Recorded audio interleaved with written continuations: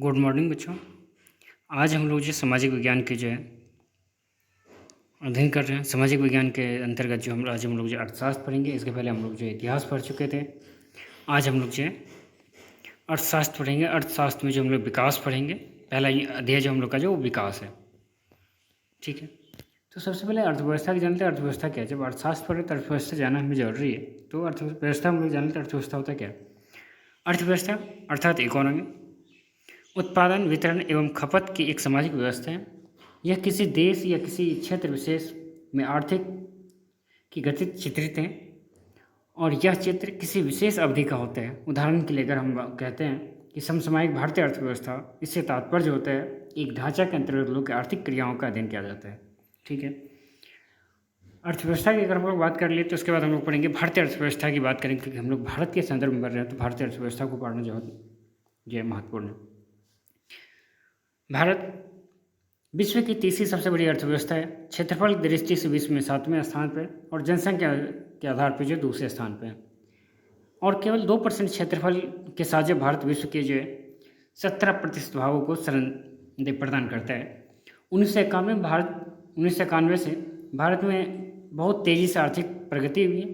जब से उदारीकरण और आर्थिक सुधार की नीति लागू की गई है और भारत विश्व की एक आर्थिक महाशक्ति के रूप में उभर कर आया है। सुधारों से पूर्व मुख्य रूप से भारतीय उद्योग एवं व्यापार पर सरकारी नियंत्रण का बोलबाला था और सुधार लागू करने हेतु इसका जोरदार विरोध आरंभ हुआ, परंतु आर्थिक सुधारों के अच्छे परिणाम मिलने लगे।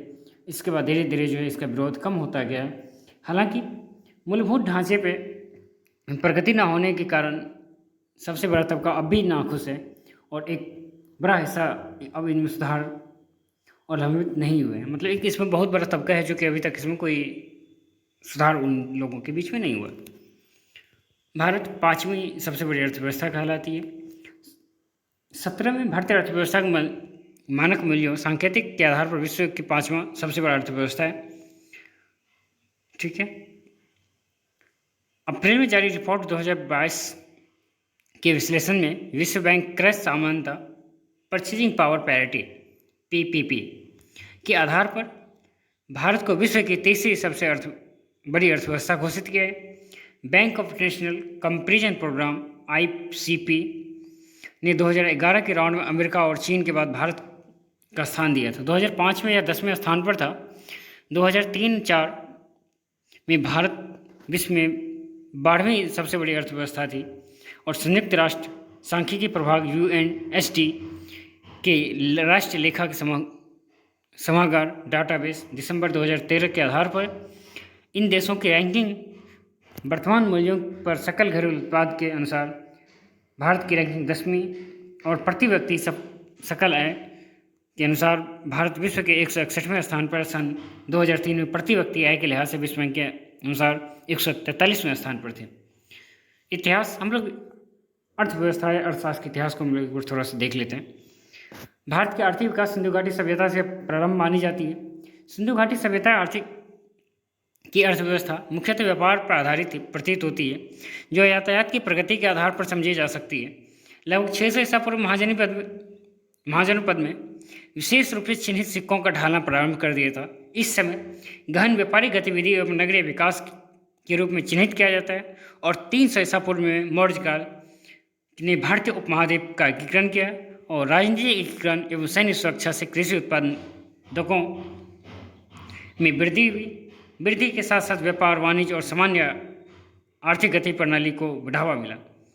अगले 1500 वर्षों में राष्ट्रकूट, होयसल, पश्चिमी गंग जैसे प्रतिष्ठित सभ्यताओं का विकास हुआ।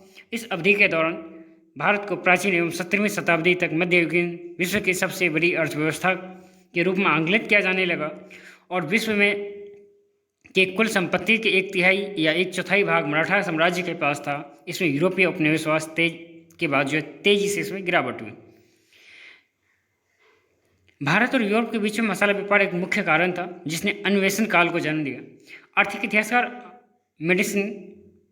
मेडिसन की पुस्तक the world economy millennium perspective विश्व अर्थव्यवस्था के 1000 वर्ष के परिप्रेक्ष्य के अनुसार भारत विश्व के सबसे धनी देश था और 17वीं शताब्दी तक दुनिया की सबसे बड़ी अर्थव्यवस्था था। भारत में इसके स्वतंत्र इतिहास में केंद्रीय नियोजन के अनुसार इनमें सार्वजनिक स्वामित्व, विनिमय, लाल फीताशाही और व्यापार अवरोध विस्तृत रूप से शामिल हैं। 1991 की आर्थिक संकट के बाद भारत केंद्र सरकार ने आर्थिक उदारीकरण की नीति आरंभ कर दी और भारत के आर्थिक पूंजीवादी को बढ़ावा देने लग गया और विश्व तेजी से बढ़ता गया और आर्थिक व्यवस्थाओं के रूप में एक बार फिर बनकर उभरा। घरेलू सकल उत्पाद 2013-14 में सकल घरेलू उत्पाद जो है 1,13,550 अरब रुपये था। घरेलू सकल उत्पाद जीडीपी, जिसको शॉर्ट में कहते हैं जीडीपी, सकल घरेलू आय जीडीआई, एक अर्थव्यवस्था के आर्थिक प्रदर्शन का बुनियादी माप है। यह वर्ष में एक राष्ट्र की सीमा के भीतर सभी अंतिम माल एवं सेवाओं का बाजार मूल्यांकन है। जीडीपी सकल घरेलू उत्पाद की तीन प्रकार से परिभाषित किया जा सकता है, जिनमें सभी अवधारणाओं के रूप में समान है। पहला, यह निश्चित समय अवधि में आमतौर पर 365 दिन का एक वर्ष का के अंदर भीतर उत्पादित सभी मूल्य का माल एवं सेवाओं के द्वारा कुल किए गए व्यय के बराबर होता है। और दूसरा, यह देश के भीतर एक अवधि में सभी उद्योगों द्वारा उत्पादित प्रत्येक अवस्था में मध्यवर्ती पर कुल आवर्धित मूल्य और उत्पादन पर सब्सिडी रहित कर योग के बराबर होता है। और तीसरा, एक अवधि में देश में उत्पादन के द्वारा उत्पन्न आय के योग के बराबर होता है, अर्थात कर्मचारी की क्षतिपूर्ति की राशि, उत्पादन पर कर और सब्सिडी रहित आयात सकल परिचालन का अधिशेष है, अर्थात लाभ है। जीडीपी सकल घरेलू उत्पाद के मापक और निर्धारण के लिए आम तरीका है खर्च या व्यय विधि, एक्सपेंडिचर मेथड, जिसको हम लोग पहले कहते हैं। एक्सपेंडिचर मेथड होता है सकल घरेलू उत्पाद प्लस बराबर उपभोग प्लस सकल निवेश प्लस सरकारी खर्च आयात माइनस निर्यात इक्वल टू 0, जिसको हम लोग लिख सकते हैं जीडीपी बराबर C प्लस आई प्लस जी प्लस एक्स माइनस एम। यहाँ पे एक्स हो गया आयात, एक्स हो गया निर्यात और एम हो गया आयात। सकल का अर्थ होता है सकल घरेलू उत्पाद में पूंजी से ह्रास को घटाया नहीं गया यदि शुद्ध निवेश जो सकल निवेश के माइनस मूल्य ह्रास है को उपयुक्त समीकरण के निवेश के स्थान पर लगाया गया और यह घरेलू उत्पादन के सूत्र प्राप्त होता है। इसी समीकरण का उपभोग अंतिम निवेश माल सेवाओं में किया जाना व्यय। समीकरण का निर्यात और आयात वाला भाग अक्सर शुद्ध निर्यात कहलाता है, घरेलू रूप से उत्पन्न नहीं होते हैं। नहीं होने वाले व्यय के भाग को घटाकर आयात फिर से घरेलू क्षेत्र में जोड़कर निर्यात समायोजित करता है। अर्थशास्त्री किनेज के बाद सामान्य उपभोग के पद दो भागों में बांटना पसंद करते हैं, निजी उपभोग और सार्वजनिक क्षेत्र का उपभोग। ठीक है, सैद्धांतिक माइक्रो इकोनॉमिक्स के कुल भाग इस प्रकार विभाजित किए जाने के दो फायदे हैं। निजी उपभोग कल्याणकारी अर्थशास्त्र एक केंद्रीय मुद्दा है जो निजी निवेश और अर्थव्यवस्था का व्यापार वाला भाग मुख्य धारा आर्थिक मॉडल निजी दीर्घकालीन में वृद्धि निर्देशित करते हैं, अर्थात निजी उपभोग से अलग कर दिया जाए तो सरकारी उपभोग बहिर्जात माना जाता है और तथा तथ्य वंचित इससे सरकारी व्यय में विभिन्न स्तर पर अर्थपूर्ण व्यापक ढांचे के भीतर माना जाता है। ठीक है, राष्ट्रीय व्यापार की हम लोग बात करते हैं। वैश्विक निर्यात और आयात में भारत का एक हिस्सा 2000 में 0.7% से 8% बढ़ता हुआ 2013 और 14 में 1.7% से 2.5% हो गया। भारत में कुल व्यापार में भी काफ़ी सुधार हुआ, जिसका सकल घरेलू उत्पाद में 2000 से लेकर 2001 के बीच में 21.8% से बढ़कर 13-14 में 44.1% हो गया। भारत की वस्तु निर्यात 2013-14 में 312.6 बिलियन अमेरिकी डॉलर सीमा शुल्क के आधार पर तक किया जा पहुंचा। 12-13 के दौरान 1.8 संकुचन तुलना 4.1% की वृद्धि दर्ज की। 2012-13 की तुलना में 13-14 में आयात मूल्य में 8.3 की गिरावट हुई, जिसकी वजह से तेल विभिन्न आयातों पर 12.8% गिरावट रही। सरकार द्वारा अनेक उपायों के कारण सोने के आयात 11 से 12 तक में 1078 टन से कम होकर 12-13 में 1037 टन और कम होकर 13-14 में 664 टन हो गए। मूल्य के संदर्भ में सोने और चांदी की आयात 13 और 14 में 40% की गिरावट हुई और वह 33.4 बिलियन अमेरिकी डॉलर के स्तर पर आ गया और 13-14 में आयात में वृद्धि हुई। जबरदस्त गिरावट के साथ निर्धारण निर्यात वृद्धि परिणाम स्वरूप व्यापार 12 और 13 में 190.3 बिलियन अमेरिकी डॉलर से कम होकर 137.5 अमेरिकी बिलियन डॉलर के स्तर पर आ गया। इससे चालू व्यापार में घाटे में कमी आई और चालू खाता घटा। 13-14 में कैंड में भारी गिरावट हुई। 2012-13 में 11-12 में 78 बिलियन अमेरिकी डॉलर से कहीं अधिक 88 बिलियन अमेरिकी डॉलर। संयुक्त राष्ट्र अमेरिका 4.7% रिकॉर्ड स्तर पर जा पहुंचा। सरकार द्वारा शीघ्रतापूर्ण किए गए कई उपाय जैसे सोने पर निर्यात प्रतिबंध आदि परिणाम स्वरूप व्यापार घटे। 12-13 में 10.5% देकर 13-14 में 7.9% रह गया। विदेशी ऋण। भारत को विदेशी ऋण स्टॉक मार्च 2012 में 360.8 बिलियन अमेरिकी डॉलर के मुकाबले 2013 में 404.9 बिलियन अमेरिकी डॉलर था। 2013 के दिसंबर अंत तक यह 426 बिलियन अमेरिकी डॉलर हो गया। चूँकि 1 बिलियन डॉलर 1 अरब डॉलर, इसलिए 426 अरब डॉलर हो चुके हैं। अब अमेरिकी डॉलर का अगर $1 का मूल्य जो 60 रुपये है तो 426 गुना 60 अरब रुपये हो गए। 25,560 अरब रुपये अर्थात 25,560 गुना 100 करोड़ रुपये 25,56,000 करोड़ रुपये हुए। ठीक है। अब विकास के लक्ष्य में विभिन्न तरह के परस्पर विरोधी कैसे होते हैं इनको हम देख लेते हैं। ठीक है। प्रत्येक व्यक्ति या समूह के विकास के विभिन्न लक्ष्य भिन्न हो सकते हैं। कई बार इनकी प्रकृति परस्पर विपरीत भी हो सकते हैं, इसलिए व्यापार का लक्ष्य एक दूसरे से विनाश का कारण बन सकता है। उदाहरण के तौर पर अगर हम देखें, नदी पर बांध बनना ये किसान के लिए विस्थापन का कारण बन सकता है, लेकिन हम सरकार के लिए क्या है कि हमारे लिए जो है ये बेनिफिशियल है। जिसको वहाँ पे अगर हाइड्रो इलेक्ट्रिसिटी बनती है तो ये किसान के लिए भी बेनिफिशियल है, बट उससे ज़्यादा जो विस्थापन करना पड़ सकता है, वहाँ के लोग रहने वाले लोगों को एक जगह से दूसरी जगह भेजना पड़ सकता है। ये हमारे लिए लॉसेस हो सकती है। आय के अतिरिक्त अन्य कारक जो हमारे जीवन को महत्वपूर्ण भूमिका निभाते हैं। आय के अतिरिक्त कारण बेहतर जीवन के लिए परिवार, रोजगार, मित्रता, सुरक्षा, समानता की भावना, शांतिपूर्ण माहौल भी महत्वपूर्ण भूमिका निभाती है। केवल मुद्राएं से वस्तु खरीदी जा सकती है, शांति नहीं। ठीक है। फिर हम लोग बात करते हैं विकास क्या होता है। आर्थिक विकास हम लोगों ने पहले ही देख सका। आर्थिक विकास एक ऐसी प्रक्रिया है जिसके द्वारा एक अर्थव्यवस्था की वास्तविक प्रति व्यक्ति आय दीर्घ अवधि में बढ़ती है।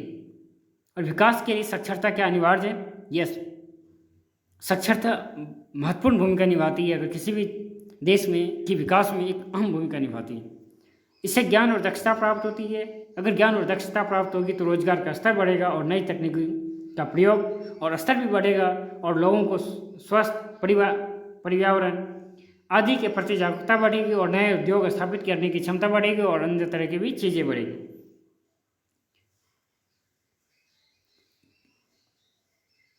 ठीक है।